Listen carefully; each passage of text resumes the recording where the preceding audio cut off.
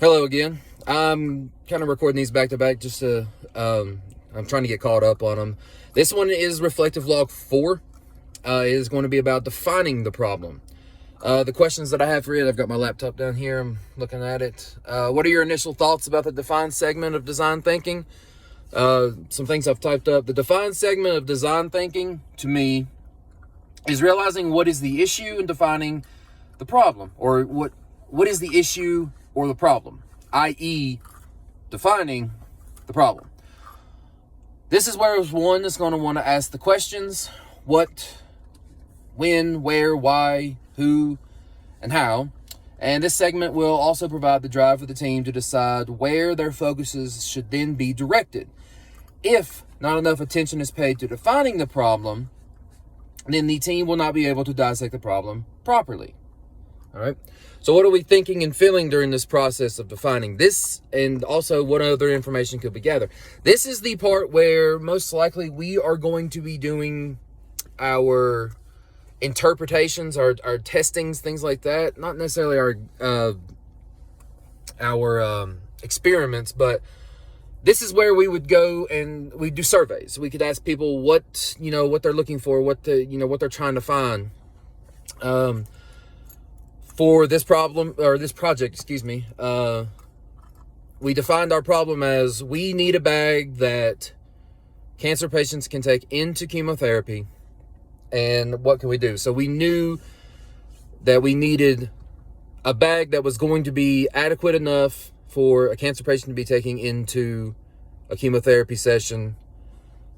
We defined that, our target audience is going to be cancer patients or people that are close to cancer patients. Where they're going to be going is into hospitals and things like that. So it's got to be able to be sanitized. Where or when they're going to be doing this, chemotherapy can be anything from 1 to 2 hours to 3 hours to multiple hours to some people that I think take, I think you can actually take it in capsule form now. We already said who is the cancer patients or those directed to it. Why? During these chemotherapy sessions, we know that with the amount of time they're going to take, we're trying to find things that we can put in their books and tablets and laptops. So this is why we're going to do it. How we're going to do it is it's going to carry on into the brainstorming effect.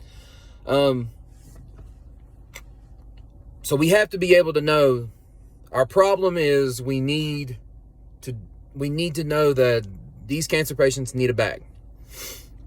And that's our issue. As far as the defining problem of it, it was kind of defined for us in the syllabus when we first started looking at the project. And I mean, I'm okay with that. The other information that we could gather is we could go on past products. We could go to companies that have done similar things. This is where we can kind of do some initial research and kind of nail down where and what we can gather in order to start our brainstorming process that's particular to our project. And I think that's the biggest thing about the biggest difference between the defining and the brainstorming is when you're defining, you're kind of looking at the entire picture and what everybody has done. The brainstorming, you were kind of looking and zoning in on what you were going to be doing. So actually, I'm going to go ahead and I'm going to carry on into the next vlog that is going to be dealing with the brainstorming and kind of the things we have done in our group. But again, I'm just going to reiterate what I've got. The defined segment of design thinking to me is where we're going to be realizing what the issue or the problem is, i.e. defining the problem.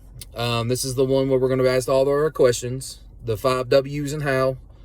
And this is the one where we're going to start nailing down exactly where we are going to be paying our attentions to.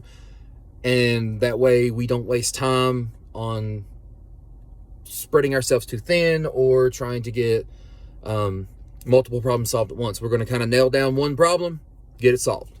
All right. Thank you.